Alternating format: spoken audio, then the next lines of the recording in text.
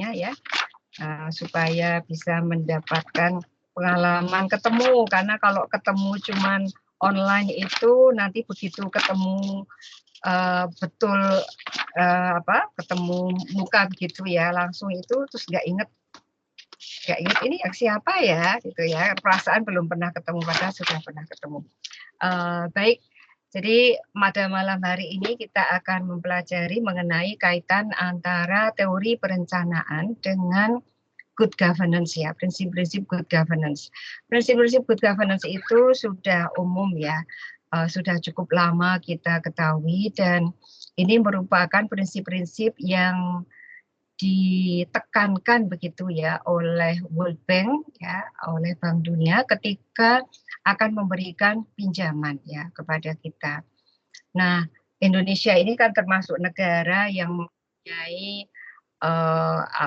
kewajiban ya, mempunyai kewajiban yang besar untuk membayar banyak hutang kita ya. Nah, ketika kita mau mendapatkan proyek-proyek dari World Bank gitu, ini biasanya syarat-syarat good governance itu menjadi keharusan ya untuk diikuti, karena inilah yang dinamakan merupakan prinsip-prinsip yang universal. Nah, di dalam kehidupan administrasi publik di sebuah negara, memang harus ada prinsip-prinsip yang ditekankan ya. Bahwa misalnya ada nilai-nilai universal terkait dengan administrasi publik, terkait dengan kehidupan kenegaraan, misalnya itu adalah prinsip-prinsip yang terkait dengan tanggung jawab, menghargai hak asasi, kemudian kejujuran gitu ya. Ini hal-hal yang mutlak harus ada ya, karena sebuah kehidupan itu akan menjadi teratur dan menyenangkan semua pihak ketika ada nilai-nilai yang dipegang bersama. Seperti halnya kalau kita berada di jalan raya, tanpa rambu-rambu lalu lintas, tanpa lampu traffic light ya, itu pasti chaos ya, pasti suasananya chaos. Orang semua pengen cepat-cepat gitu ya melakukan pekerjaannya, ingin cepat sampai di tujuannya, sehingga mungkin tidak peduli pada orang lain. Tetapi traffic light, kemudian rambu-rambu lalu lintas itu membuat orang harus sadar bahwa ketika orang ingin mendapatkan haknya, maka orang juga harus melakukan kewajibannya. Jadi ada prinsip trust ya, trust yang harus dipegang di dalam masyarakat. Nah, inilah yang menjamin bahwa sebuah kehidupan akan berjalan dengan baik. Semua kitab suci misalnya itu pasti mengajarkan ya kepada para pengikutnya, para orang-orang yang percaya pada kitab tersebut untuk melaksanakan prinsip-prinsip universal ini. Jadi prinsip universal itu tidak hanya bersifat duniawi, tetapi juga sebetulnya bersifat untuk hereafter gitu ya, untuk sesuai dengan tuntunan kitab-kitab agama. Bahwa kemudian di dalam pelaksanaan kehidupan keseharian atau baik itu keseharian pribadi, masyarakat maupun kehidupan organisasi negara, itu kita melihat contoh-contoh bahwa prinsip-prinsip ini tidak dilakukan dengan baik dan benar, itu jangan membuat kita kemudian menjadi patah hati, kemudian berpikir bahwa nggak ada gunanya mempelajari teori gitu ya. Apain belajar teori, toh semua orang melanggar gitu ya, toh banyak orang yang melanggar, atau ada orang yang melanggar tetapi dibiarkan gitu. Itu bukan menjadi bukan menjadi tolok ukur bahwa nilai-nilai itu nilai-nilai yang sudah usang dan bisa ditinggalkan gitu ya. Tidak demikian, nilai-nilai itu tetap ada. Ya, dan biasanya nilai-nilai itu akan dipegang lebih baik di lingkungan masyarakat kenegaraan yang sudah lebih maju begitu. Orang-orang yang lebih maju itu akan lebih menghargai hak orang lain gitu ya. Akan lebih peduli, akan lebih aware gitu. Nah, seperti misalnya sampah ya.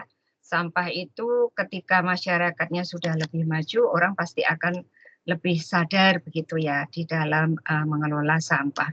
Saya rasa untuk banyak kalangan dari kita, ini sampah ini merupakan masalah yang sangat krusial ya. Salah satu dari masalah paling serius yang harus dihadapi oleh setiap kabupaten dan kota, provinsi gitu ya, dan juga negara itu adalah masalah sampah. Nah, ini semester berapa ya? 2 kali kah? Kali kan? 2 kah? Ya.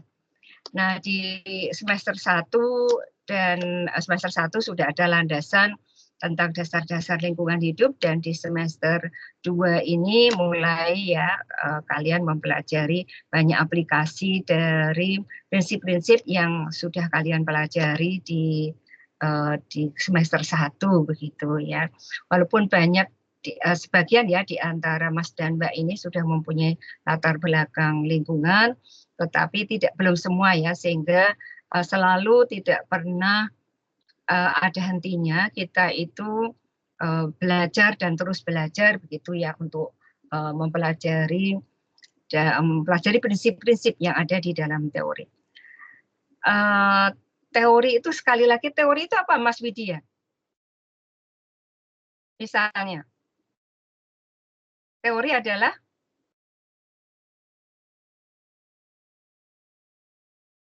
teori mungkin ini Prof, sesuatu yang textbook gitu Prof. Sesuatu yang textbook atau yang apa yang dimaksud dengan textbook Mas Widya? Sesuatu yang wajib, maksudnya yang seharusnya itu dilakukan gitu, atau yang normalnya seperti itu, atau seharusnya seperti itu. Seharusnya seperti itu. Nah, oke. Betul, bagus Mas Widya. Ada lagi yang mau menambahkan?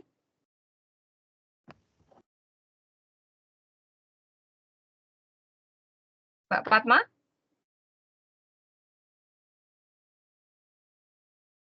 Mungkin kalau dari saya, teori itu lebih seperti ke jenis pemikiran gitu apa? Jenis pemikiran. Jadi kalau nggak mikir itu berarti bukan teori ya?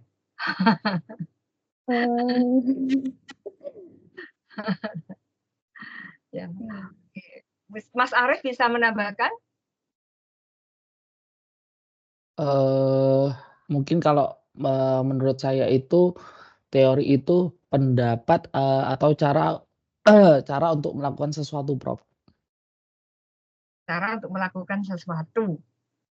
Ya. Dari mana teori diperoleh? Dari fakta-fakta atau pengalaman di lapangan seperti itu. Ya, dari fakta atau pengalaman di lapangan. Jadi teori itu bersifat empirik ya. Empirik itu artinya berdasarkan pengalaman, bahwa pengalaman seperti ini terjadi dan itu berulang-ulang, dan ketika menggunakan metode ilmiah itu dinyatakan sebagai hal yang sahih gitu ya. Nah, inilah yang kemudian disebut sebagai teori, hasil dari pembelajaran begitu ya, yang sudah dilakukan berulang-ulang dan terbukti merupakan sesuatu yang benar gitu. Nah, apakah teori itu akan menetap, Mbak Naila?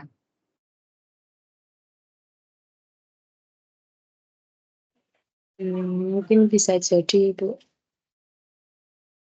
Bisa jadi. Maksudnya? Kadangkala mungkin diperlukan dan kadangkala tidak diperlukan sesuai kondisi. Oh, gitu. Seperti itu. Jadi teori bisa dineglect gitu, bisa disingkirkan. Mungkin maksudnya menggunakan teori yang lain atau mungkin seperti itu. Menggunakan teori yang lain. Oke. Yang sesuai dengan kondisi yang dihadapi oleh seseorang? Oke, seperti itu. Oke. Bagaimana menurut pendapat Mas Kristianto? Mungkin dikembangkan, Prof. Tadi kan teori itu berdasarkan pengalaman atau dari seseorang atau yang pernah melakukan sesuatu. Mungkin seiring perkembangan zaman, teori bisa dikembangkan dengan menambahkan variabel tertentu dalam teori tersebut. Ya, Betul ya. Jadi itu kalau di dalam filsafat itu namanya falsifikasi. Ya, falsifikasi itu sesuatu yang benar, itu belum tentu kemudian selamanya benar ya. Ketika ditemukan teori baru gitu. Ya seperti dulu misalnya gereja itu, para pemuka gereja mengatakan bahwa pusat alam semesta itu adalah bumi gitu ya. Kemudian planet-planet yang lain itu mengelilingi gitu ya, termasuk matahari. Tapi Galileo itu kemudian berpendapat, oh bukan, bumi itu bukan pusat alam semesta. Pusat alam semesta itu adalah matahari. Gitu. Nah, tapi Galileo ini ditentang ya oleh para pemuka gereja. Oh ngawur kamu berarti menentang gereja. Gitu. Terus dia dipaksa, ayo kamu harus mencabut pendapatmu. Gitu. Tapi Galileo bilang enggak, saya enggak akan mencabut pendapat saya karena inilah kebenaran gitu ya. Inilah fakta empirik ada di lapangan. Tapi gereja tidak mau kehilangan muka, tidak mau kehilangan wibawa karena apa yang mereka ajarkan ternyata disanggah begitu oleh Galileo. Kemudian Galileo diminta, oke, kamu sekarang mau mencabut pendapatmu atau mau minum racun? Dan dia milih apa? Galileo milih apa? Mbak Farida. Pernah dengar cerita ini belum Mbak Farida? Apa Mbak Fitri? Galileo milih minum racun loh. Ya, dia milih minum racun. Jadi dia nggak mau mencabut pendapatnya bahwa pusat alam semesta itu adalah matahari dan semua planet termasuk bumi itu mengelilingi dia. Jadi dia bersikeras enggak yang betul ada ini. Jadi dia ya kalau kamu nggak mau benar-benar minum racun, ya dia minum racun. Ya, artinya dia mempertahankan pendapatnya gitu. Jadi saya ingin menekankan bahwa teori itu tidak sembarangan gitu ya. Tidak sembarangan kemudian setiap orang asal bisa bikin teori gitu ya. Tidak seperti itu. Ya, teori itu merupakan hasil dari pemikiran yang sungguh-sungguh ya, dan terkait dengan satu bidang ilmu ya, ada body of knowledge-nya gitu. Ada body of knowledge. Nah, sekarang saya minta coba masing-masing cari teori. Cari teori, kemudian kalian berpendapat bahwa itu adalah misalnya diambil dari empirik. Teori apapun itu. Coba. Misalnya, saya mau kasih contoh, misalnya teori crowd. Ya, di dalam sosiologi itu ada teori crowd namanya, teori tentang kerumunan. Ya, teori crowd itu mengatakan kalau seseorang berada di dalam sebuah kerumunan, in a crowd, ya, dalam sebuah kerumunan, orang akan kehilangan identitas sehingga dia mau melakukan apa saja gitu. Dia mau melakukan apa saja. Jadi karena apa? Karena dia tidak lagi punya identitas yang bisa dikenali gitu.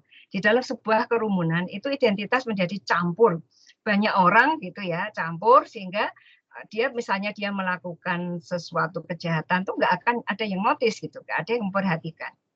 Nah itulah yang kemudian di dalam ilmu sosiologi, ilmu tentang hubungan antara orang dengan orang organisasi dengan organisasi, inilah yang dinamakan teori crowd. Jadi hati-hati ketika ada kerumunan banyak orang, ini merupakan potensi terjadinya kerusuhan massal gitu. Karena masing-masing orang akan tidak peduli, tidak takut gitu. Dia tidak akan takut melakukan sesuatu yang jelek misalnya, karena dia akan berpikir, toh banyak orang, saya akan terlindungi begitu. Ya, inilah dinamakan teori crowd. Makanya kalau ada kerumunan, ada demonstrasi, ada apa, biasanya ada aparat yang menjaga gitu ya. Karena kemungkinan suasana chaos itu akan bisa muncul. Nah, kaitannya dengan ilmu lingkungan misalnya ya, teori lingkungan. Itu pernah nggak kalian dulu dengar teori, masih ingat nggak waktu sekolah menengah ada teori yang namanya teori Malthus? Kalian dulu lulus SMP, SMA gitu nggak? Atau langsung kuliah? Jangan-jangan ya. Teori Malthus itu terkenal sekali ya. Itu bukan pelajaran IPS gitu, bukan. Itu kayaknya pelajaran umum deh. Atau mungkin kalau sekarang itu saya sering mendengar guru saya bilang begitu. Atau mungkin kalau sekarang banyak teori tentang Doraemon gitu. Ya. Nah, teori Malthus itu mengatakan bahwa dia Malthus mengemukakan teori bahwa penduduk itu berkembang menurut deret ukur, gitu.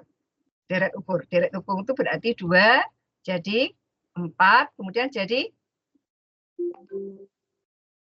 setelah 4 jadi 2 jadi kelipatan 2 4 kelipatan 4 jadi 8.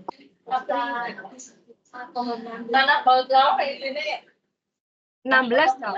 16. 16 jadi 2 jadi 4 jadi 16 gitu ya. Itu deret hitung. Jadi Malthus mengatakan penduduk itu berkembang menurut deret hitung. Sementara produksi bahan pangan itu berkembang menurut deret, satu lagi deret apa? Dulu waktu pelajaran itu satu deret hitung, satunya deret apa? Deret ukur, Prof. Iya, deret ukur dan deret hitung kan. Jadi kata Malthus itu penduduk berkembang menurut deret ukur. Sementara produksi pangan itu berkembang menurut deret hitung. Ya, jadi mana yang lebih cepat?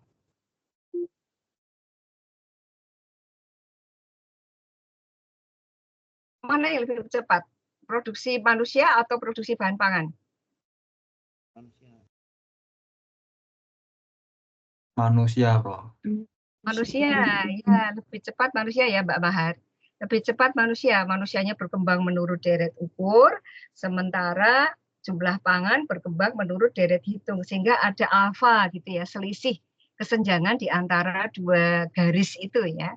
Kalau ditarik ini siku gitu, kemudian ada garis gitu. Nah ini ada alfa gitu ya, selisih antara deret hitung dan deret ukur. Ini kemudian yang dinamakan sebagai kesenjangan yang membahayakan, karena nanti bagaimana kalau manusia terus berkembang menurut deret ukur sementara jumlah kebutuhan pangan itu hanya lebih lambat dari kecepatan pertumbuhan manusia. Nah, inilah yang kemudian melahirkan revolusi apa ya? Revolusi apa? Revolusi hijau. Ya, revolusi hijau. Jadi di bumi itu ada perkembangan revolusi. Yang pertama itu adalah revolusi industri. Revolusi industri itu dari segala sesuatu yang dilakukan secara manual, kemudian berkembang menjadi dilakukan menggunakan mesin, begitu ya. Ingat ya, itu dulu abad 17 oleh James Watt ketika menemukan mesin uap. Nah, sehingga produksi itu bisa dilaksanakan dengan cepat begitu ya. Nah, karena inilah maka kemudian namanya revolusi ya, karena sesuatu berubah sampai ke akar-akarnya. Revolusi berikutnya ini adalah revolusi hijau. Ketakutan karena khawatir bahwa produksi pangan akan lebih lambat daripada pertumbuhan jumlah penduduk, maka kemudian para ahli memutar akal bagaimana ya caranya meningkatkan produksi pangan. Nah, akhirnya kemudian ditemukan revolusi hijau atau prinsip-prinsip yang terkait dengan peningkatan produksi pangan. Misalnya lahan yang sama ini diperluas, ekstensifikasi lahan. Kemudian lahan yang sempit itu kemudian dilakukan intensif. Prosesnya menjadi lebih intensif, yaitu dengan melakukan apa? Kalau ekstensif itu memperluas lahan, kalau intensif itu lahan yang ada ditingkatkan produksinya melalui apa?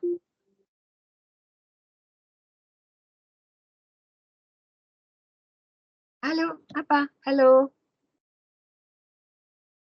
Apa? Bagaimana meningkatkan produksi pangan di satu lahan yang sama?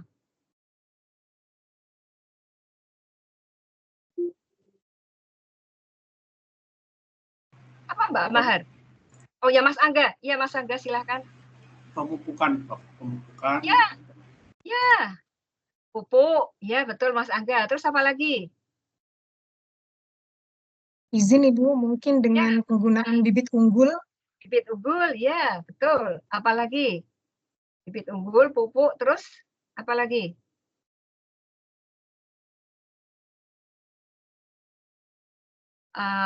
Rifda?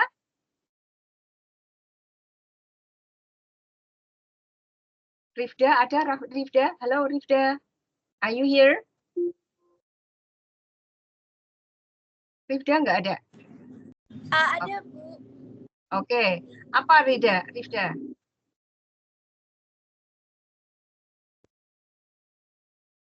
Mohon maaf, Bu, tadi masih putus-putus, jadinya tidak terdengar.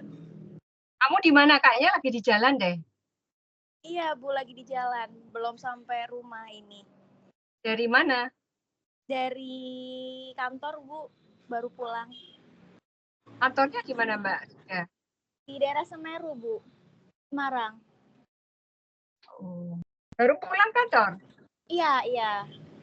Soalnya ada lembur nih, mau persiapan keluar kota.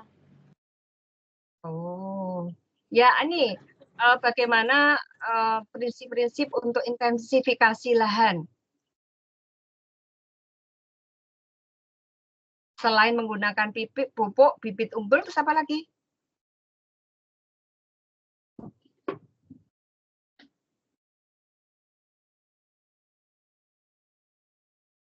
Ya. Tidak, nggak ada ya. Mas Luhung. Iya, Bu. Ya, apa Mas Luhung? Bu. Mungkin itu, Bu, pengendalian hama mungkin, Bu. Ya, pembasmi hama. Iya, Pembasmi hama. Ya, pembasmi hama, bibit unggul, pupuk, terus apa lagi? Ada?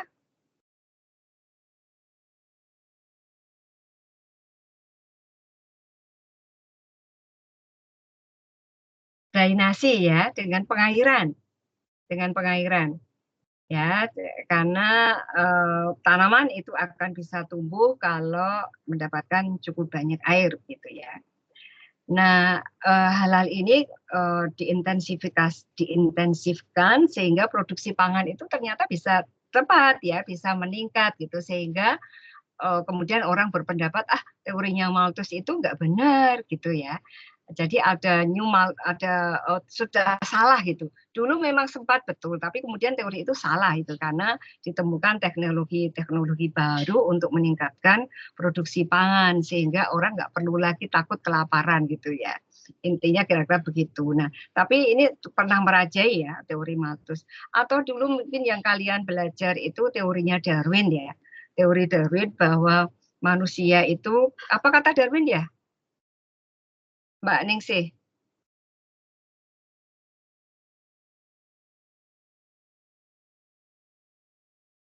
Mbak Ningsih ada, Ningsih? Halo Ibu, ada Ibu. Ya. Halo. Apa? Halo?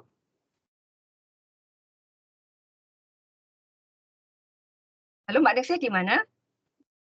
Halo Ibu. Ya, saya di rumah Bu. Oh ya, oke. Coba wajahmu kelihatan. Mana wajahmu? Hadir Bu. Oh ya, oke. Oke. Mbak Ningsih, apa tuh Mbak Ningsih mau menjawab apa Mbak Ningsih? Tadi tentang teori Darwin ya Bu. Ya. Itu tentang teori evolusi asal-usul manusia. Itu dikatakan oleh teori Darwin itu manusia berasal dari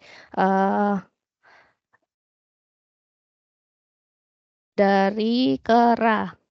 Iya. Ngomongnya nggak enak Bu ngomongnya. Iya, tapi kan itu kata Darwin kan. Tapi banyak orang sempat percaya, kan? Banyak orang sempat percaya.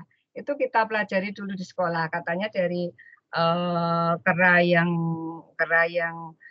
bungkuk ya, makin lama makin tegak sampai akhirnya berdiri seperti manusia gitu. By the way, saya tuh belum pernah ke Museum Sangiran loh. Apa kalian pernah melihat manusia purba gitu? Kalian pernah?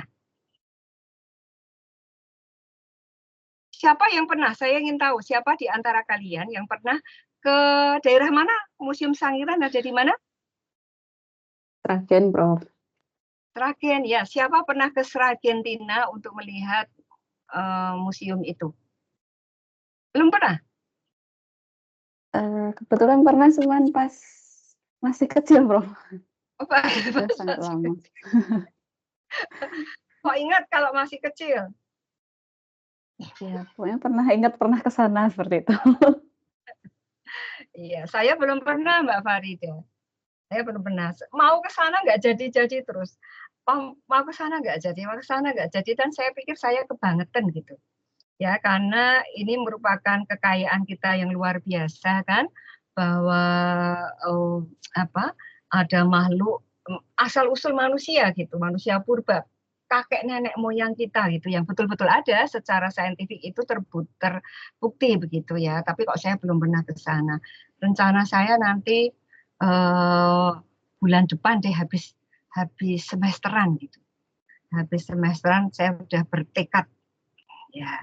Saya akhirnya setelah usia saya yang sekian ini saya mau mengunjungi Sangiran gitu. Ya, jangan hanya mendengar ceritanya tapi belum pernah ke sana, itu bangetan ya. Nah, itu ya. Tadi teori itu berkembang seperti itu. Mungkin di latar belakang keilmuan kalian masing-masing ada teori yang sudah pernah kalian pelajari. Saya yakin pernah. Saya yakin pernah. Aulia, ada Mbak Aulia?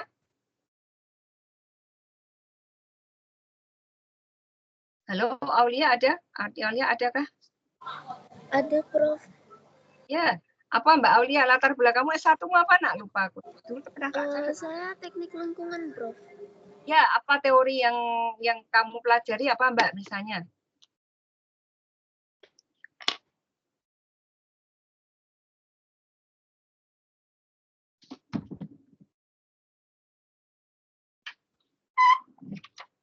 Apa yang lain juga sambil mikir? Coba kalian cari satu teori di bidang ilmu kalian masing-masing.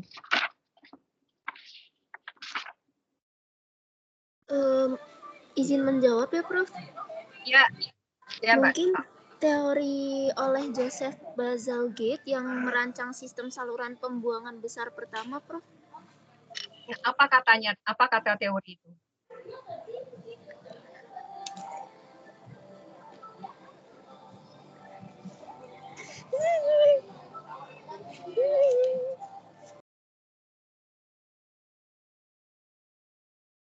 Apa tadi namanya siapa Mbak?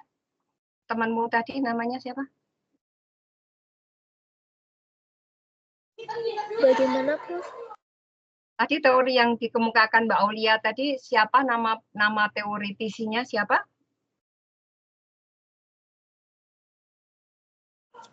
Teori oleh Joseph Bazalgette, Prof. Jadi Joseph. dia Bapak Teknik Lingkungan yang merancang sistem saluran pembuangan, Prof. Bagaimana teorinya berbunyi? Untuk bunyinya saya sedikit lupa, saya izin mencari dulu ya, Prof. Kira-kira aja, kan nggak usah persis.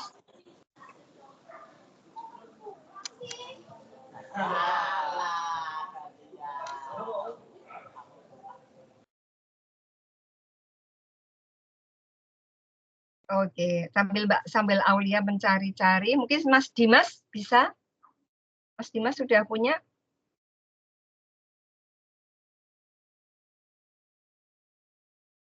Dimas, latar belakang keilmuanmu apa, Dimas?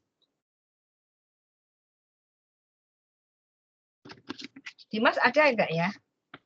Ada nama-namanya. Yang ini hari Kamis. Ya, ada? Kok nggak ada yang menjawab ya? Masih kesulitan kah mencari?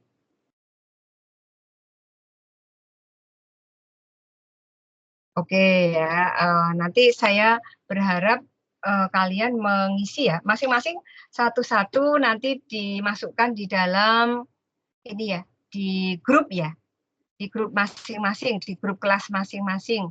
Jadi kalau yang kelas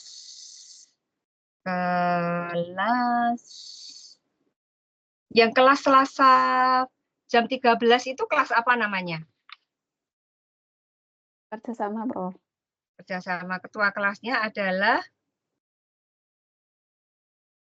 komtingnya, ketua kelas? Mbak Farida? Iya, saya untuk matkul TPL. Oke. Format Ya, untuk oke. Kayaknya kita belum pernah WA-an ya? Pernah sudah? Saya Maya, Prof. Oh, Mbak Maya. Oke. Kan namanya Farida Maya. Oh ya, kalau Maya saya tahu. Tapi Farida saya nggak tahu. Oke. Ya, oke baik. Oh Mbak Maya ya, baik. Kalau yang Kamis malam ini siapa komtingnya? Saya, Prof. Rido, Mas Rido. Iya, Prof. Ya, Mas Rido. Kemudian kalau yang dua kan, cuma dua ya. Teori perencanaan cuma dua. Ya, oke. Jadi nanti di kelas ya, nanti di grup batch WhatsApp masing-masing posting satu-satu ya tentang teori-teori yang dipunyai begitu ya. Ya, dengan penjelasannya dan dengan contohnya. Jadi teori apa, bunyi teorinya seperti apa, kemudian contohnya itu seperti apa gitu. Ya, contoh real di dalam kehidupan itu apa? Karena apa? Teori itu ada untuk to say something short and important gitu ya. To say something short and important. Secara singkat menyatakan suatu fenomena dan itu terbukti begitu ya. Dan bisa dicarikan contohnya di alam semesta ya. Jadi itu merupakan sesuatu yang wajar gitu ya, yang pasti begitu terjadinya gitu ya. Nanti sambil dicari masing-masing karena saya yakin di S1 kalian sudah punya banyak teori dan itu silakan di-share dengan temannya ya masing-masing. Baik, saya sekarang mau share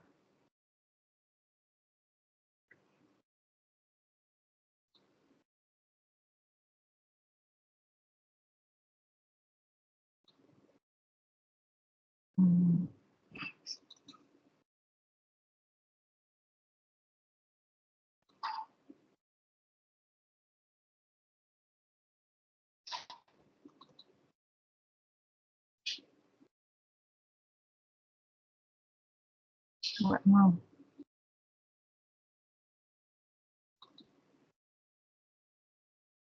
keluar ya. Padahal filenya sudah terbuka di sini. Sebentar.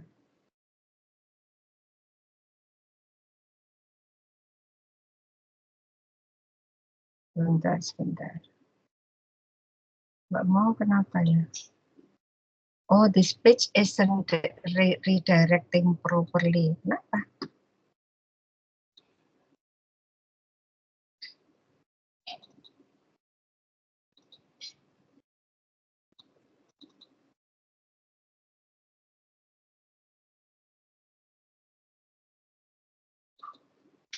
Ini tuh sistemnya tuh baru, BPS Office yang baru. Saya nggak biasa gitu kemarin, nggak tahu keklik bagaimana, kemudian bisa muncul ini. Saya nggak terbiasa gitu.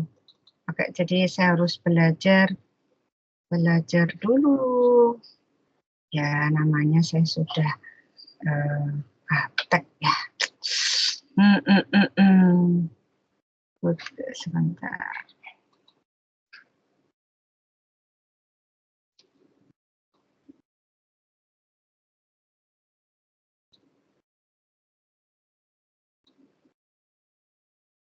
Ini sudah ada loh.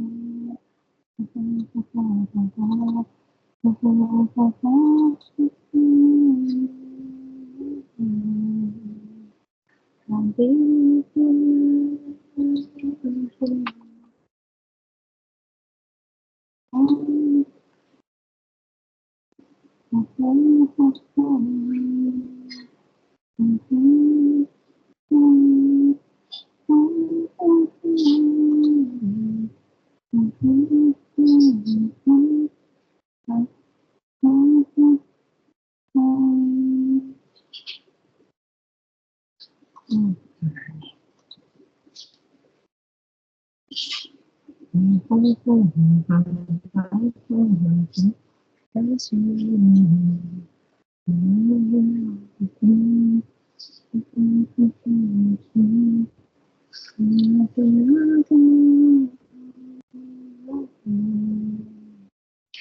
ini good governance ya, menuju pembangunan berkelanjutan. Sebentar ya, saya ambil minum sebentar.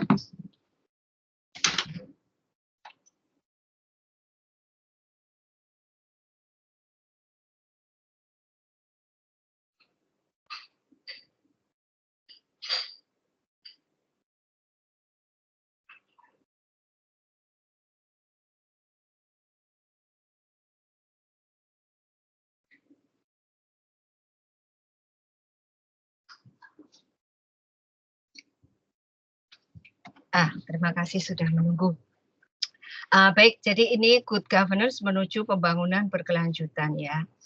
Ini sebagaimana mungkin kalian sudah pelajari di semester 1 bahwa inilah evolusi paradigma pembangunan ya. Yang paradigma lama itu adalah orientasinya pembangunan itu adalah pada pertumbuhan. Jadi yang penting itu ketika negara membangun, buktinya apa? Kalau negara membangun pertumbuhan, itu ya. Jadi peningkatan pendapatan per kapita, itu ya. Kemudian peningkatan GDP dan seterusnya itu menjadi ukuran. Bahwa dulu pendapatan per kapita kita berapa, sekarang berapa. Perbandingan GDP ya, pendapatan per kapita rakyat Indonesia dibandingkan dengan negara lain misalnya gitu. Nah, itu sesuatu yang bersifat materialistik ya, materialistik dan ukuran sesaat. Karena angka saja, angka bahwa ini pertumbuhan itu sesuatu yang penting. Orang akan, masyarakat itu menjadi lebih sejahtera, lebih baik kalau mengalami pertumbuhan yang baik gitu. Nah, angkanya makin tinggi gitu ya. Nah, ini ukurannya sesaat. Kenapa sesaat? Karena perspektifnya itu adalah jangka pendek ya, bukan jangka panjang. Nah, ini kemudian yang berusaha diatasi dengan orientasi pembangunan yang berikutnya, yaitu orientasi keberlanjutan yang bersifat perspektifnya jangka panjang ya dan menjaga kualitas lingkungan. Nah, ini yang diinginkan ya. Jadi kalau di mata kuliah mungkin dasar-dasar ilmu lingkungan atau apa ya, saya dulu pengelola di program magister ilmu lingkungan 2 periode ya, tapi sudah lama nggak di MIL lagi, jadi saya tidak begitu catch up ya dengan perkembangan mata kuliah yang kalian peroleh, tetapi bahwa secara umum itu terdapat 3 tahap hubungan manusia dengan alam. Betul? Masih ingat? Mungkin yang diajarkan Prof. Darto mungkin? Ada pankosmisme, antroposentris, dan holism. Sudah diajarkan? Halo, sudah belum?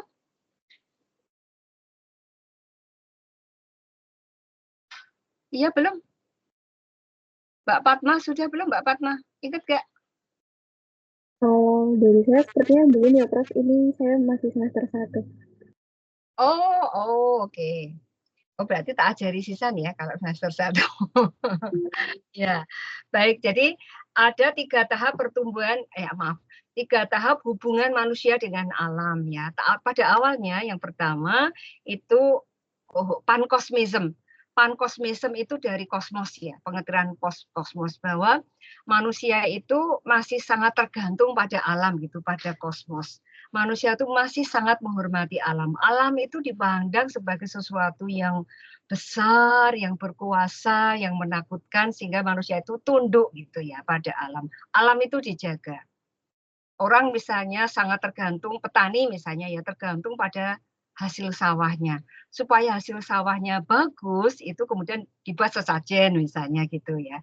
Karena untuk apa? Menghormati Dewi Sri atau Dewi Padi gitu. Terus orang takut pada pohon beringin misalnya. Pohon beringin apalagi yang besar, itu pohon yang wah itu pasti punya nenek moyang ya, ada yang tumbuh, ada yang menguasai gitu. Sehingga mereka takut terhadap pohon beringin, respect ya, tidak merusak pohon beringin. Nah, hal-hal semacam ini misalnya pemali ya, pemali bahwa tidak boleh ada di dalam masyarakat Papua misalnya. Itu sistem taba itu adalah kalau menanam tanaman di bukit itu ada klasifikasinya ya. Di bawah itu untuk area permukiman, di atasnya itu untuk area ladang, di atasnya lagi itu area larangan ya. Orang nggak boleh ke area larangan gitu. Nah, itu sebetulnya kearifan lokal ya. Jadi pankosmisme itu masih berdasarkan kearifan lokal. Kearifan lokal bahwa itu tadi manusia masih takut pada alam semesta. Sehingga menjaga betul begitu. Nah, kemudian setelah manusia itu menemukan teknologi, paradigma ini bergeser, hubungannya bergeser. Karena manusia sudah merasa bisa menguasai alam. Ya, jadi gunung yang tinggi yang tidak bisa didaki itu ternyata bisa gitu ya. Gunung itu ternyata tidak not so frightening ya, tidak begitu menakutkan lagi karena ternyata bisa ditaklukkan gitu gunungnya. Sehingga tahap yang kedua adalah antroposentris ya, antrosentris. Antro itu manusia, sentris itu pusat. Manusia sebagai pusat alam semesta gitu. Ya. Nah, ketika itu maka manusia menjadi eksploitatif gitu ya terhadap lingkungan karena nggak takut lagi terhadap lingkungan. Jadi lingkungan itu dieksploitasi ya dengan seksama dan dalam tempo yang sesingkat-singkatnya begitu kalau bisa ya. Nah, orientasinya apa? Pertumbuhan tadi bahwa harus ada pertumbuhan, harus ada pembangunan itu harus sesuatu yang tumbuh makin sejahtera. Even the sky, padahal itu kalau manusia, even the sky is not the limit gitu. Bahkan langit pun itu bukan merupakan batas dari keinginan manusia. Keinginan manusia itu tidak terbatas, ya limitless, ya tidak terbatas.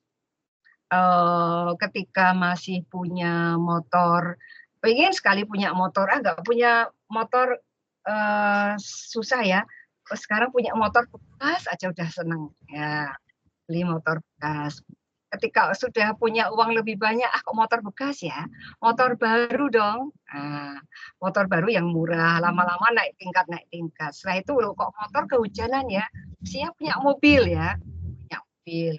Kemudian keluarga tumbuh, mobil itu kalau satu nggak cukup.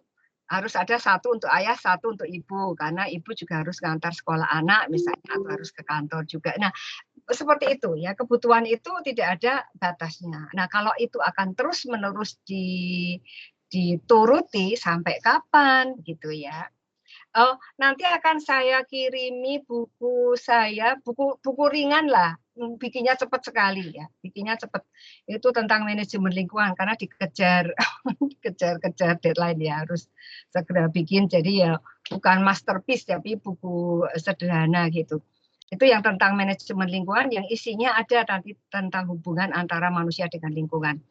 Nah, kemudian orientasi pertumbuhan ini dirasa nggak bisa lagi ya, terlalu banyak cost ya yang harus dikeluarkan, terlalu banyak kerusakan lingkungan. Sehingga orientasi yang berikutnya itu adalah orientasi keberlanjutan.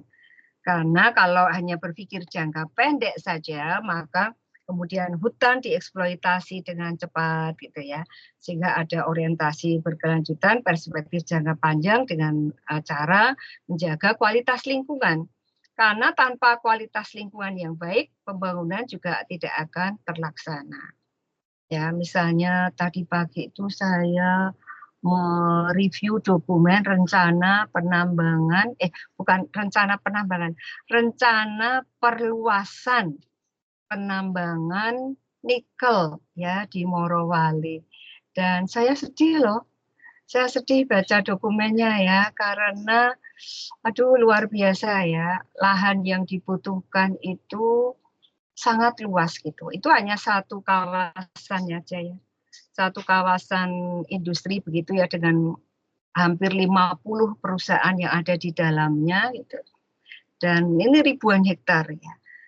Memang dikatakan ini asalnya sekarang adalah lahan semak-semak, kemudian hutan kering gitu ya, yang merupakan kawasan hutan yang bisa dialihfungsikan ya, tapi karena hutan produksi bisa dialihfungsikan, tapi bahwa wilayahnya sampai puluhan ribu hektar itu ngeri ya, ngeri karena saya membayangkan betapa rusaknya lingkungan hasil penambangan itu ya, kalau penambangannya sudah selesai, terus kayak apa gitu ya, karena sudah diaduk-aduk demikian rupa.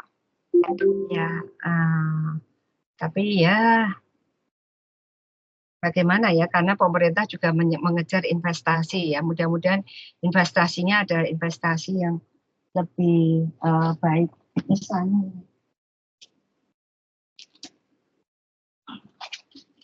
ini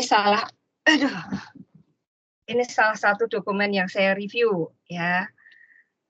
Biasanya cuma dikasih waktu 2 hari apa 3 hari nih untuk baca. Ya, jadi kayak tadi malam saya hampir nggak tidur tuh kan, setebal ini ya. Ini bagian dari dokumen perencanaan ya, yang dibuat untuk memastikan bahwa pembangunan yang dilakukan itu dilakukan untuk menjaga kualitas lingkungan.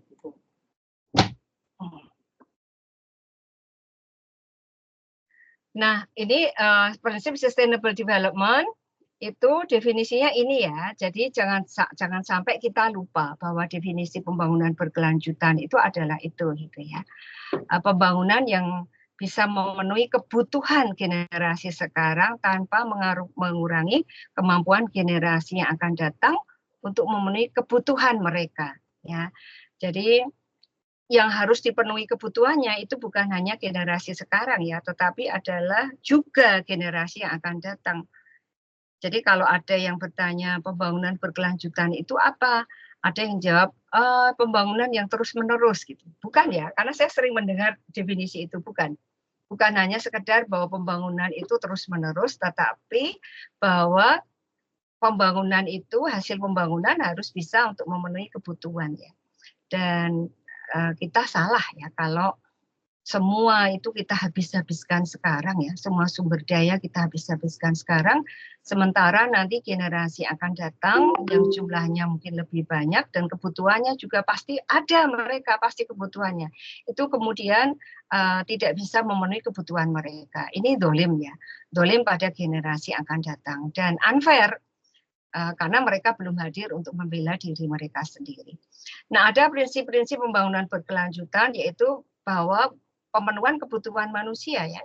Kebutuhan manusia itu harus dipenuhi dan inilah yang berusaha dipenuhi dengan berbagai kebijakan pemerintah ya untuk mensejahterakan warganya, yang memberikan pelayanan kesehatan, pendidikan, kemudian lingkungan yang bersih dan sehat gitu kan, ada ya di dalam Undang-Undang 32 2009 tentang setiap orang berhak mendapatkan lingkungan hidup yang bersih dan sehat. Itu hak, yaitu kebutuhan hak asasi manusia.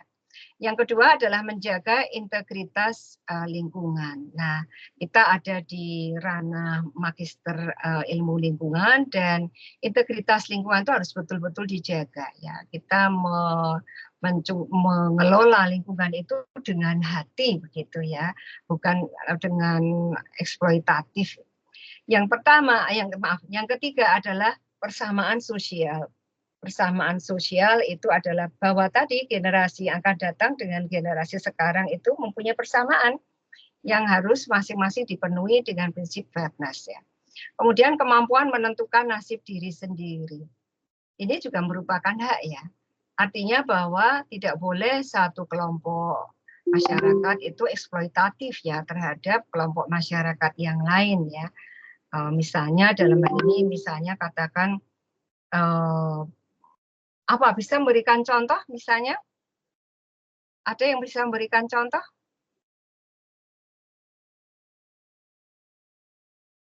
Rifda, Mbak Rifda sudah sampai rumah?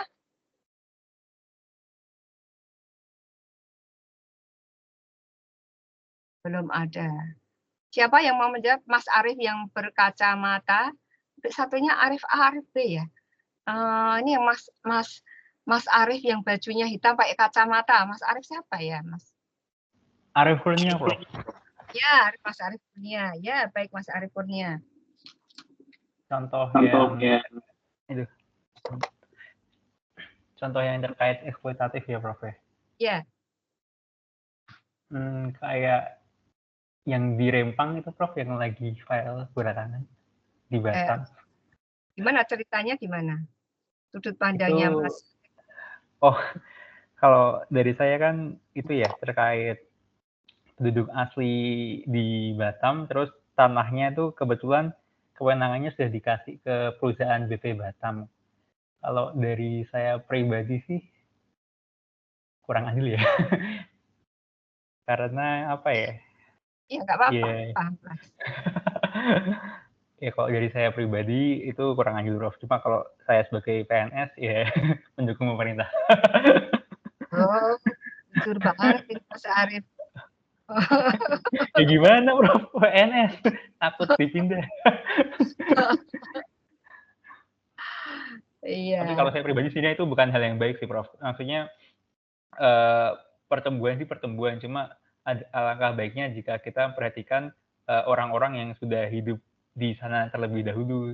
Cuma ya sekali lagi ketika kita membangun sebuah wilayah, tentu ada hal-hal yang harus dikorbankan kan, seperti trade off itu kan ya. Cuma ya alhamdulillah saya tidak jadi pengambil keputusan, jadi tidak ikut berdarah tangan saya. Nanti kalau pangkatnya naik, makin naik, nanti jadi pengambil keputusan loh Mas. Ya kan? Iya, Prof. Gimana ya? Makin tinggi kedudukan itu semakin strategis ya. Dukan ya. Jadi kemampuan menentukan nasib diri sendiri itu merupakan prinsip dari pembangunan berkelanjutan loh. Ya. Yang saya ketika lihat itu ya bagian saya di aspek sosial untuk penilaian dokumen AMDAL itu saya lihat dokumennya saya sedih loh, kayaknya dokumennya tuh cuma ngomongin bahwa penambangan itu memberikan dampak pada kebisingan karena kendaraan yang lalu lalang, pada polusi debu gitu ya, kemudian pada kegetaran karena kendaraan-kendaraan besar yang lewat gitu. Tapi bahasan mengenai masyarakatnya tuh sedikit gitu. Sedikit bahwa gini, masyarakat itu nanti yang akan terdampak adalah masyarakat petani dan nelayan gitu. Terus tapi petani itu bukan lahan milik mereka sehingga mereka ya tidak punya bukti kepemilikan. Ya jelas lah kalau di masyarakat hutan, ada yang dari kehutanan tuh sinten nggih? Kemarin siapa ya yang kehutanan sinten nggih? Sama Mas Arif, temanmu yang kehutanan siapa Mas Arif? Kalau dari KLHK ada Mbak Mahariati, Mbak Fitriana, dan Mbak Maya, cuma Mbak Maya di persampahan sih.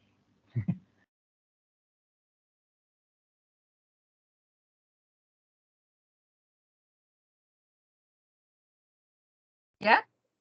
Oh, suaranya hilang. Mbak Maya, temanmu yang di kehutanan siapa Mbak Maya?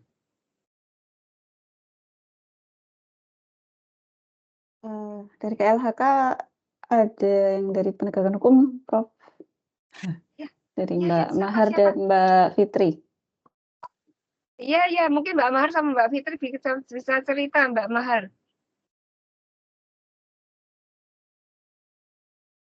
Iya, Prof. Yang terkait contoh nomor 4 di kehutanan ya, Prof. Ya.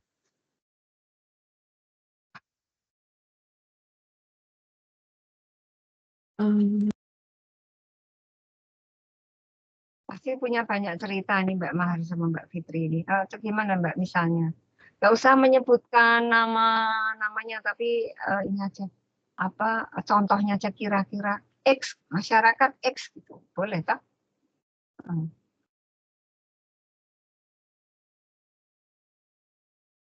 Halo? Kayaknya berhenti ya Mbak Maya ya? Atau Mbak Fitri? Mbak Fitri? Iya, Bu. Kebetulan kalau Ya. saya lebih ke LH-nya sih, Prof. Ada yang lain, cuman saya lagi cari-cari. Mungkin ada, Kak Vivi ada. Ya, Mbak. Ya. Sebenarnya jarang masuk hutan juga, Bu. Kebetulan di bagian LH-nya. Cuma pernah ikut kegiatan pemeriksaan suatu lahan, memastikan apakah memang ada pembukaan lahan ilegal seperti itu di dalam hutan, dan ketika sampai di tujuan memang sudah bersih lahannya, Prof. Cuma tidak ada masyarakat di sekitar itu ketika itu. memang hutan awalnya. Awalnya hutan, kemudian jadi dibebaskan lahannya, Prof. Ada ekskavator seperti itu. Cuma ekskavatornya lagi nggak jalan juga, jadi kita nggak tahu siapa yang membebaskan lahan itu, kita nggak tahu siapa. Cuma tinggal lahan kosong gitu, Prof. Pohonnya udah hilang ya?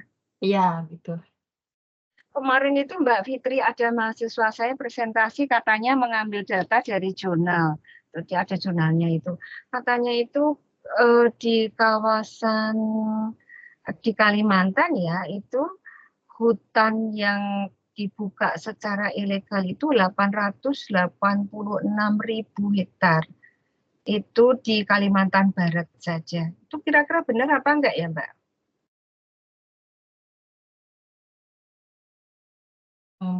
Saya nggak bisa mengomentari, Bu. Cuma saya baru ingat juga di Riau, Bu, ada juga pembukaan lahan di Taman Nasional, Bu. Itu bisa terjadi juga, Bu. Agak miris sih, Bu. Padahal Taman Nasional kan milik pemerintah. Cuma bisa juga dibuka lahan oleh orang masyarakat. Karena saking luasnya Taman Nasional, Bu, mungkin tidak ada patroli yang rajin atau tidak ada patroli rutin dan tidak bisa menggapai semua area, akhirnya dibuka oleh para penggarap ilegal, ya oknum ya benar, Bu, oknum ilegal itu di Taman Nasional Tisonilo, Bu. Sering kejadian seperti itu, Tisonilo. Itu ada dulu kakak kelas kalian ya, yang jadi kau tuh nulis tentang pembukaan pembukaan Cagar Alam Mandor ya di Kalimantan Barat. Cagar Alam Mandor itu usia cagar alam kan masih kawasan hutan ya. Tapi ketika kakak kelas kalian itu riset di sana, itu dia bisa naik motor trail loh di dalam kawasan hutan itu, saking bersihnya gitu. Saking bersihnya, nggak ada apa-apanya gitu. Nggak ada apa-apanya. Dia pakai GPS keliling-keliling gitu kan, terus dia bisa sampaikan bahwa saat itu udah lama, tahun 2012 apa ya, itu sebelum itu sudah sampai hampir 40% loh hutannya itu hilang gitu. Jadi itu fakta pertama ya, waktu saya bimbing tesis pertama, oh sampai segitunya ya. Jadi siapa tahu kalau ada daftar luasan kawasan hutan itu, siapa tahu itu nggak valid gitu ya, mungkin Mbak Fitri. Iya. Karena statusnya masih cagar alam, statusnya masih taman nasional, tetapi faktual di lapangan itu nggak seluas yang dijarah. Dijarah banyak ilegal maupun yang legal maupun ilegal gitu kan banyak. Ya itu hal yang paling kasihan itu adalah masyarakat yang tinggal di sekitar hutan ya. Mereka sudah lama tinggal di situ sejak nenek moyang, mendadak saja ada investor yang mengantongi izin kemudian mengobrak-abrik tempat tinggal mereka diusir, hutannya ditebangi, flora fauna yang biasa menjadi gantungan hidup mereka itu juga dibabat habis gitu ya. Binatangnya entah dibunuh, entah lari kemana, karena yang di Kalimantan Barat itu yang di jurnal itu orang hutan yang terbunuh itu sekitar 3.000 orang hutan loh per tahun. Sedih ya, saya kalau belajar ilmu lingkungan itu saya suka, tapi kalau menemui hal yang semacam ini itu suka speechless gitu ya, speechless dan sedih gitu, karena kekayaan yang luar biasa itu disia-siakan gitu ya, diinjak-injak oleh orang-orang yang tidak bertanggung jawab. Mereka mungkin dapat keuntungan, dapat uang, tetapi sama sekali tidak memikirkan generasi yang akan datang. Ya, kasihan. Saya juga sedih mikirkan anak cucu kita gitu ya. Nanti mereka kebagian apa gitu ya di hutan itu ya, kalau hutan kita sudah terus dibabat gitu. Nah, komitmen politik dan spirit pembangunan berkelanjutan di Indonesia itu dalam pengelolaan pembangunan sumber-sumber alam Indonesia harus dipergunakan secara rasional ya. Pengambilannya tidak merusak tata lingkungan, dilakukan dengan kebijakan yang menyeluruh ya, dan dengan memperhitungkan kebutuhan generasi yang akan datang. Nah, ini apa yang ada di dalam undang-undang itu kita sudah mengalami 3 kali revisi ya sebelum omnibus. Undang-Undang Nomor 4 tahun 82 tentang pokok-pokok lingkungan hidup, Undang-Undang 23 tahun 97 tentang pengelolaan lingkungan hidup, dan Undang-Undang 32 2009 tentang perlindungan dan pengelolaan lingkungan hidup. Jadi ada kata perlindungan di situ ya, menunjukkan bahwa kerusakan itu sudah makin parah sehingga bumi itu, alam Indonesia perlu dilindungi. Nah, lingkungan hidup itu apa definisinya dan apa saja unsur-unsurnya, masih ingat yang pernah kita bahas minggu lalu? Masih ada yang ingat? Mbak Ningsih mungkin? Apa Mbak Ningsih definisi lingkungan Iya, hidup? Bu. Ya. Lingkungan hidup adalah menurut Undang-Undang Nomor 32 ya, Bu, tahun 2009, lingkungan hidup adalah kesatuan ruang dengan semua benda, daya, keadaan, dan makhluk hidup, termasuk manusia dan perilakunya yang mempengaruhi alam itu sendiri, kelangsungan perikehidupan, dan kesejahteraan manusia serta makhluk hidup lain. Ya, betul ya. Nah, ya Mbak Ningsih nanti kalau pas saya kebagian uji tesisnya Mbak Ningsih bisa menjawab pertanyaan saya. Saya biasanya tanya itu. Kalau yang mau pada ujian tesis itu kan belajarnya hanya topiknya saja. Ketika ini mau jadi ahli utama untuk ilmu lingkungan, definisi ilmu lingkungan apa? Oh, jawabnya itu nggak sesuai undang-undang gitu ya. Padahal jangan ya. Jadi kalian harus tahu dan harus diingat-ingat. Nah, unsur-unsurnya masih ingat yang minggu lalu juga sudah saya sampaikan. Unsurnya adalah unsur lingkungan hidup adalah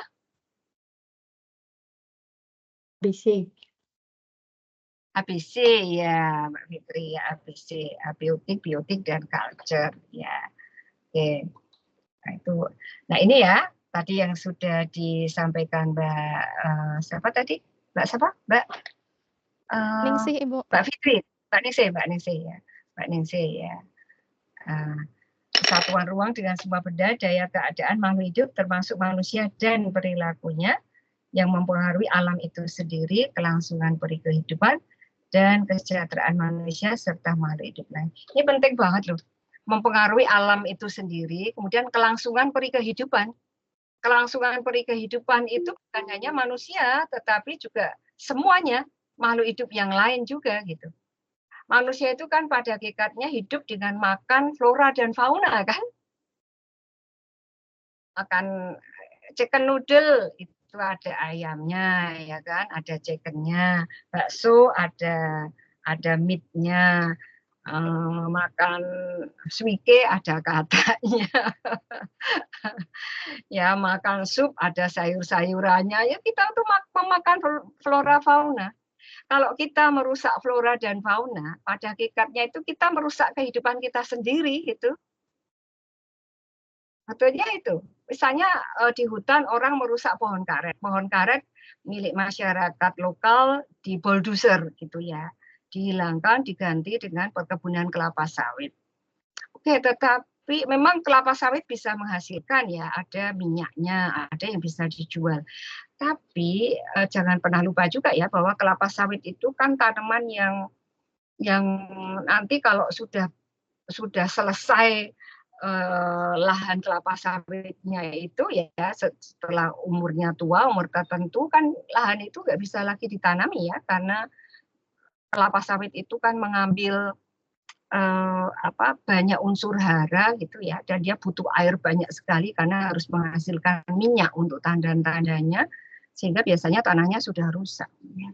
Kalau karet, perkebunan karet kan bisa disadap ya sampai lama. Saya pernah penelitian di pedalaman Kalimantan gitu ya, masyarakat masih tergantung pada hasil kebun karet yang ditanam oleh kakek nenek moyangnya gitu. Mereka kalau ditanya kapan mulai ditanam, nggak tahu ya. Waktu saya kecilnya sudah ada sih pohonnya. Ini cuma warisan dari kakek saya, nenek saya gitu. Jadi mereka nanamnya sudah lama. Jadi luar biasa juga ya karunia Tuhan ya pada mereka. Tanaman karet bisa tumbuh dengan baik di Kalimantan ya. Dan mereka kerjanya nggak lama. Kalau saya tanya tuh mulai jam 8 pagi sampai jam 11, jam 12 sudah pulang, sudah duduk-duduk di rumah gitu ya, selesai nyadap karet gitu. Kayaknya hidupnya bahagia gitu ya, nggak stres. Kalau pagi berangkat, pagi-pagi di pinggir sungai, sikat gigi, mandiin kerbau, mandiin motor gitu ya. Di pinggir sungai, tapi kemudian nanti jam 8 berangkat ke ladang, jam 11, 12 pulang, makan, terus ngurumpi dengan tetangga di depan rumah gitu. Kalau pas sungainya naik karena hujan, ya berarti air tuh naik sampai di bawah rumah. Kalau pas musim kemarau berarti mereka bisa jalan di pinggir sungai itu karena kering, bisa main sepak bola di situ gitu ya. Itu kayaknya kehidupannya menyenangkan gitu ya, nggak stres gitu kayaknya ya. Tapi inilah kehidupan kemudian bisa menjadi berkembang. Nah, PPLH, Perlindungan dan Pengelolaan Lingkungan Hidup itu upaya sistematis dan terpadu untuk melestarikan fungsi lingkungan ya, mencegah pencemaran, mencegah kerusakan lingkungan hidup ya. Aspek-aspeknya nanti akan kita lihat lagi. Nah, ini kalau terkait dengan faktor-faktor faktor-faktor lingkungan, kemudian kaitannya dengan era otonomi daerah di tahun 2000-an ya. Kalau yang faktor sebelum ODA itu sentralistik ya. Tadi kembali orientasinya pada pertumbuhan ekonomi dan tidak memperhatikan kepentingan masyarakat lokal. Nah, tetapi kalau setelah ODA ada lagi masalahnya yang lain ya. Karena daerah itu kemudian berlomba-lomba meningkatkan PAD, berusaha memperoleh PAD yang banyak gitu.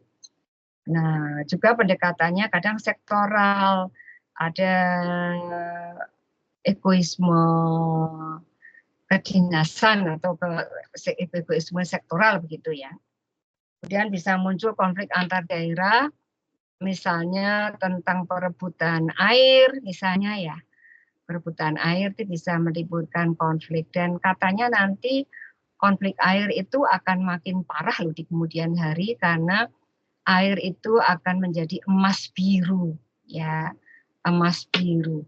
Jadi kalau emas yang saya pakai di sini ini kan emas kuning, tapi kalau emas biru itu kan air gitu. Dan ada penyalahgunaan wewenang ya. Korupsi di kita itu kan luar biasa ya. Dan ini penyalahgunaan kewenangan yang dipunya seseorang. Nah, hubungan good governance dan pembangunan berkelanjutan itu adalah bahwa di sisi kiri itu adalah good governance, di sebelah kanan adalah good environmental governance. Jadi bukan hanya good governance saja, tapi ditambah environment, good environmental governance, dan karena di tengah-tengahnya itu ada unsur pembangunan berkelanjutan. Nah, pengelolaan lingkungan dalam konteks otonomi daerah seperti sekarang ini menyesuaikan kebijakan pengelolaan sumber daya alam dengan ekosistem, itu harusnya ya. Itu ideal. Menghormati kearifan tradisional, kemudian memperhatikan batas-batas ekologis. Siapa yang tahu batas ekologis itu maksudnya apa?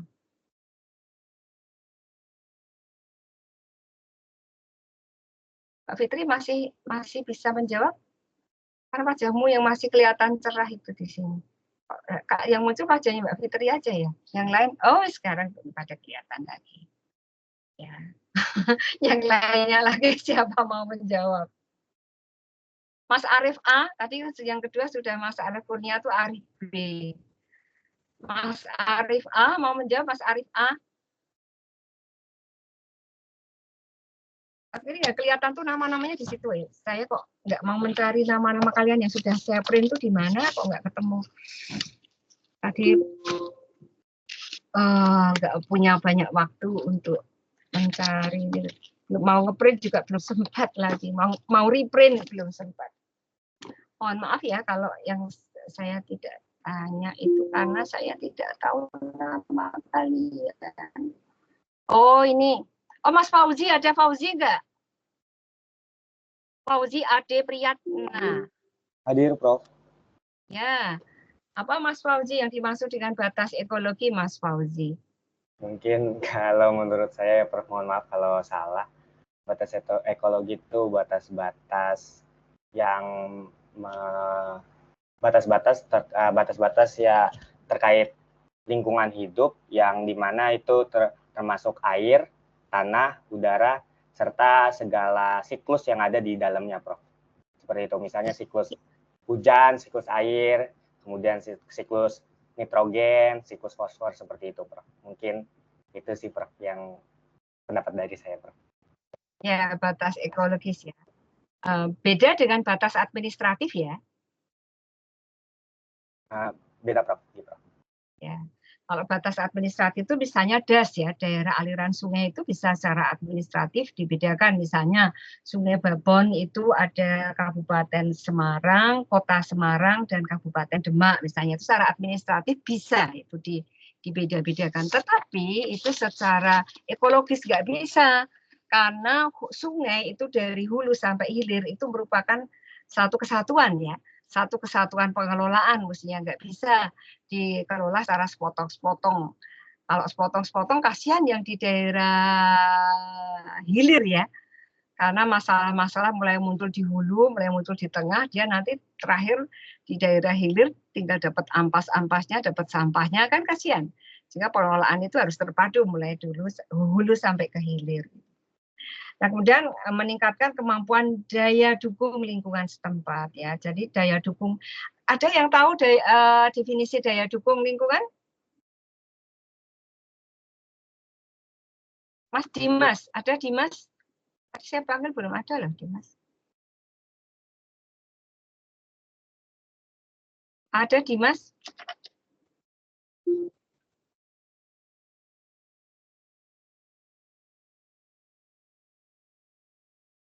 Ada. Ada Dimas ya. Aulia tadi ada? Aulia? Oh, Mas, yang saya belum pernah panggil, Mas Eko Putro Trapsilo. Mas Eko Putro Ya, ada? halo. Ya. Halo. Ya, Mas Petra, Terdengar, Prof. halo. Terdengar, Mas. Ya, izin menjawab, Prof. Oke. Soal kemampuan daya dukung lingkungan, mungkin kalau dari saya itu kemampuan lingkungan tersebut secara alami untuk menopang suatu kegiatan. Menopang suatu. Hanya kegiatan saja, tapi lebih dari itu. Kemampuan, ya. Ya, mungkin mau ditambahkan Mas Fauzi Ade Priyatna. Terima kasih, Mas Eko. Mungkin sama sih, Bu, kemampuan lingkungan untuk menopang kehidupan dan kegiatan manusia beserta aktivitasnya, sehingga masih mampu mendukung kehidupan manusia di masa ini maupun masa mendatang, gitu mungkin, Prof. Tambahan. Iya. Ya, bagus ya. Jadi kemampuan lingkungan untuk mendukung organisme ya dan beserta segalanya itu dalam satu waktu tertentu ya. Karena daya dukung itu apakah sama atau bisa berubah-ubah ya?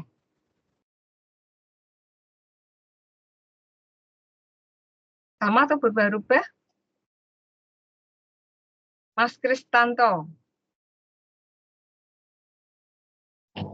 Hadir, Prof. Ya.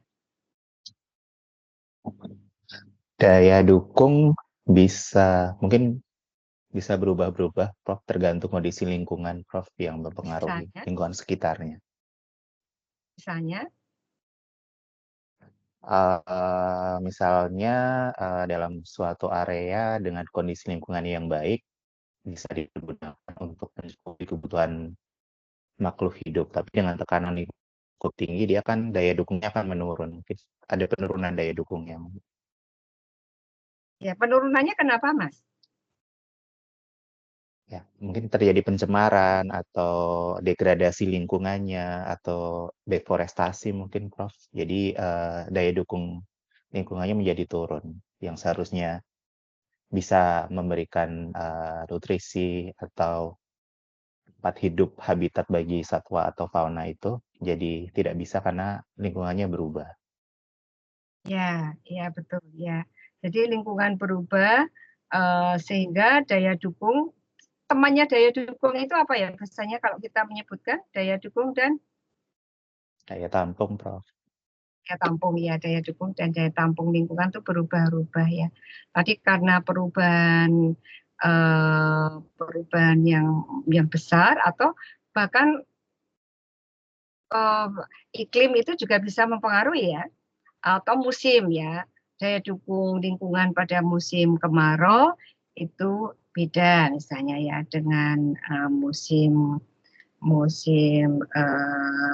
apa tadi kemarau dan musim hujan ya, itu akan berbeda ya. Bagaimana dia tanah itu bisa mendukung kehidupan. Kalau di dalam musim kemarau kan mungkin tidak banyak tanaman yang bisa tumbuh sehingga kemampuan dia untuk mendukung kehidupan itu menjadi menurun ya. Untuk sebelum kemudian nanti muncul hujan dan hujan itu menyuburkan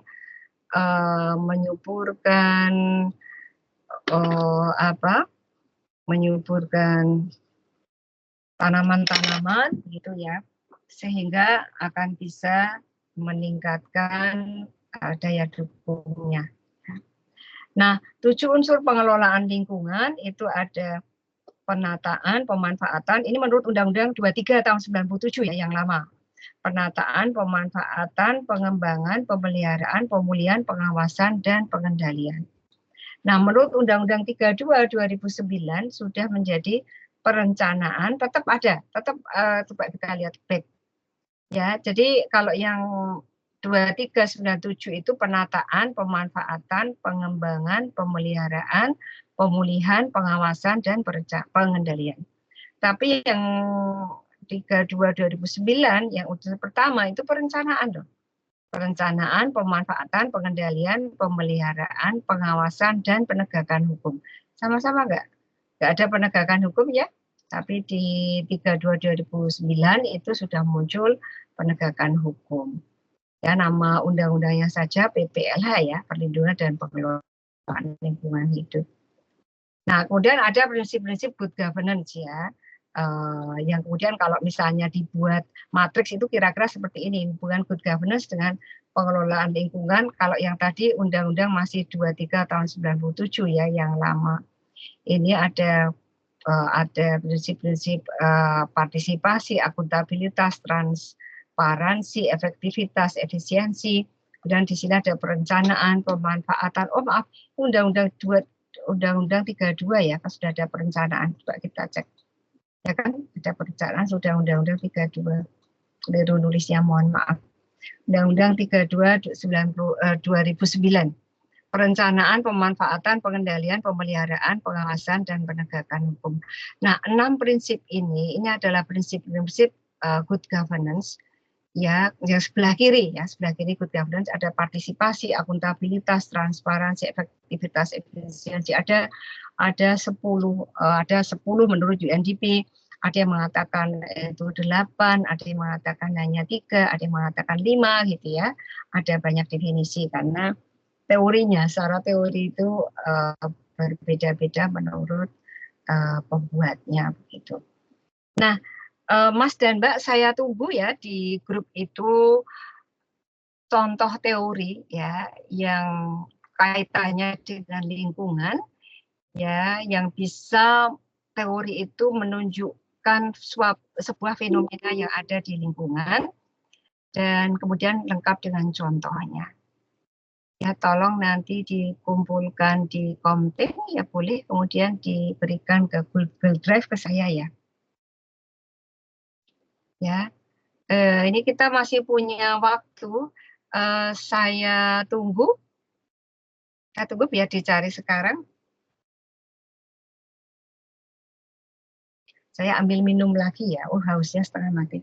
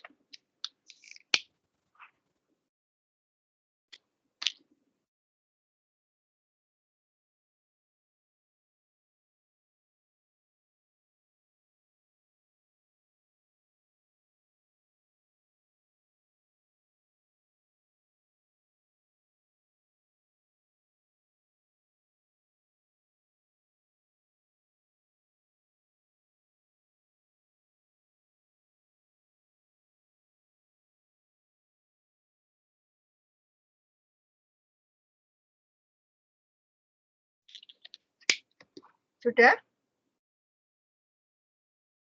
Oh, ini untuk dua ketua kelas Mas Rido dan Mbak Maya. Apakah akan di-share langsung di kelas sekarang? Itu? Is it okay? Sekarang aja ya. Sekarang di-share di WhatsApp grupnya. Oke, baik Prof. Mbak Maya, begitu juga nggak Mbak Farida Maya ya? Di grup kelas ya. Saya sudah masuk di grup kelas ya Mbak Maya, sudah ya Mbak? Atau saya hanya bercakap-cakap dengan Mbak Maya? Bikin kelas kerja sama belum? Oke, berarti nanti pakai Google Drive kita atau gimana? Karena cuma 3 kali juga sih saya ya.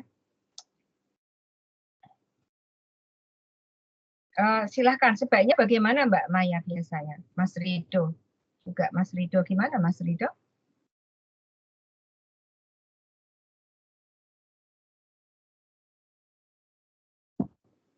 Ini saya tambah waktu, saya usia sudah 32 karena sudah 6.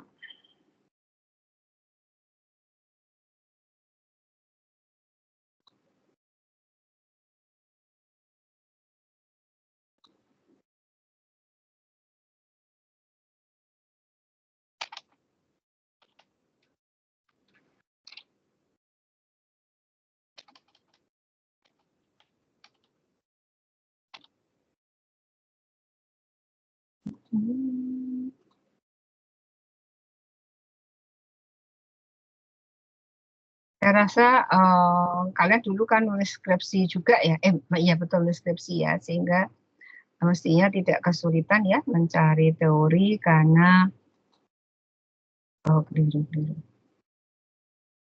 Saya rasa tidak kesulitan mencari, ini kuliah, saya mau save itu loh, bentar.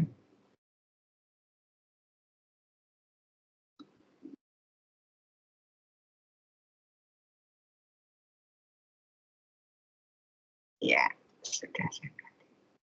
Oke, sudah ketemu?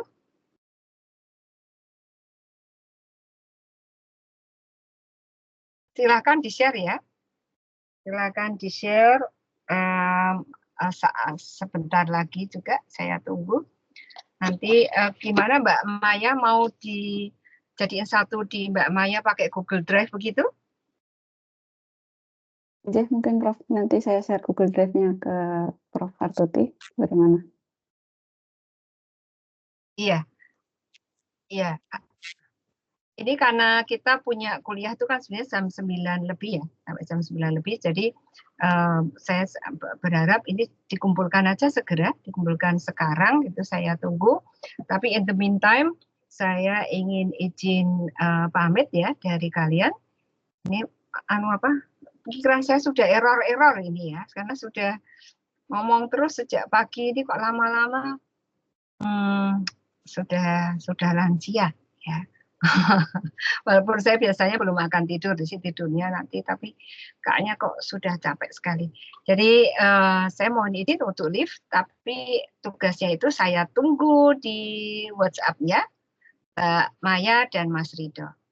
Ada pertanyaan anak-anak? Mas dan Mbak, ada pertanyaan? Prof, izin bertanya. Ya silahkan. Pak Arief. Bedanya teori dan hukum apa ya? Kalau misalnya hukum Newton itu apakah termasuk teori? Oh iya. Oh iya. Ya. Jadi hukum, iya apa ya persisnya ya Mas? Kalau hukum itu, misalnya hukum Newton itu kan juga dicari berdasarkan pengalaman empirik ya. Kan empirik kan itu ya. Ya. Yeah. Nah, untuk sekarang saya kok belum punya jawaban yang pas ya Mas Arief, nanti saya carikan ya. Ya, nanti saya carikan. Tapi kalau misalnya itu dianggap sebagai teori, itu bisa Mas. Hukum itu secara, maksudnya begini, mungkin namanya berbeda, tetapi secara, kalau menurut unsur-unsurnya, menurut saya kok secara teoritik itu sama ya. Artinya ini menunjukkan suatu fenomena. Jadi kalau definisi teori itu yang paling ringkas adalah the shortest way to say something important gitu, and based on fact gitu kan, berdasarkan fakta. Jadi kalau itu di dalam hukum, misalnya hukum fisika, ya itu kan juga diperoleh melalui fakta lapangan kan, seperti misalnya orang siapa tuh yang masuk ke bak terus kemudian airnya tumpah, kemudian kalau mau ukur itu berarti sebanyak jumlah air yang tumpah, itu siapa? Teori apa itu Mas? Archimedes. Hukum Archimedes. Apa? Bukan. Apa? Aksi sembilan reaksi. Iya, atau hukumnya Newton bahwa ketika dia berada di bawah pohon apel, kemudian dia kejatuhan apel gitu kan, sehingga kemudian ada hukum gravitasi gitu yang disampaikan. Ya, baik. Jadi silahkan Mas Arief, kalau itu memang hukum itu bisa diperoleh, merupakan sesuatu yang diperoleh dari fakta dan bisa diaplikasikan gitu ya pada kondisi yang lain, itu ya. Nah, itu namanya teori, Mas. Seperti tadi yang saya sampaikan, karena keahlian saya lebih ke teori sosial ya, bahwa teori crowd itu kalau ada kerumunan itu pasti rawan terjadinya kegiatan yang anarkis karena orang tidak punya name tag gitu ya, tidak punya name tag. Makanya kalau orang banyak dan berseragam mempunyai kewenangan kemudian dikasih nama ya supaya orang itu kemudian tidak bertindak semenang-menang. Itu merupakan aplikasi dari teori-teori semacam ini begitu. Apakah is it oke, Mas Arief? Ya, terima kasih, Prof. Ya, bisa digunakan. Silahkan. Gitu, ya. Bapak, Ibu, Mas Dara. Ya, siapa? Sinten Nika? Maaf, Prof. Saya Bahar, Prof. Izin bertanya yang terkait di luar ini sih, Prof. Saya ingin konfirmasi. Tadi kan terkait mata kuliah Hukling untuk kelas kerjasama. Itu kan harusnya Senin, namun kan hari Senin Prof kan nggak bisa mengajar karena ada kelas besar. Nah kebetulan di kami itu untuk jadwalnya di pagi sampai sore itu kosong di hari Kamis dan Jumat, Prof. Jadi nggak ada kuliah. Kalau misalkan diganti pada hari Kamis atau Jumat, apakah Prof Tuti berkenan? Sebentar, saya lihat sambil lihat jadwal.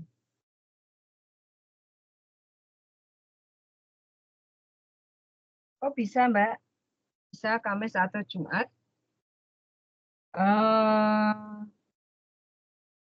Kamis, tapi bukan Jumat ini ya?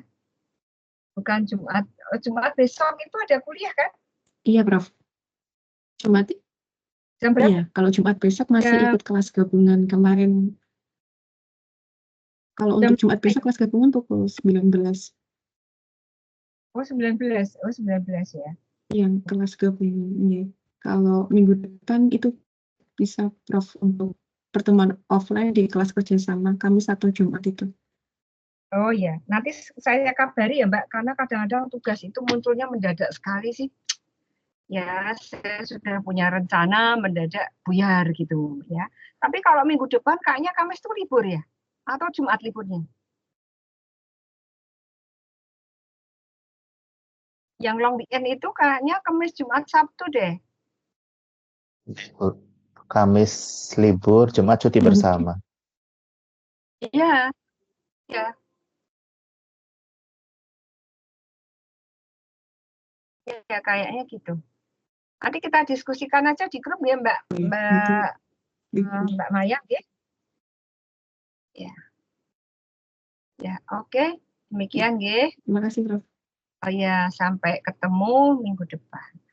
Wabillahi taufiq wal hidayah. Wassalamualaikum warahmatullahi wabarakatuh. Waalaikumsalam warahmatullahi wabarakatuh. Terima kasih banyak, Prof. Selamat malam, Prof. Selamat malam.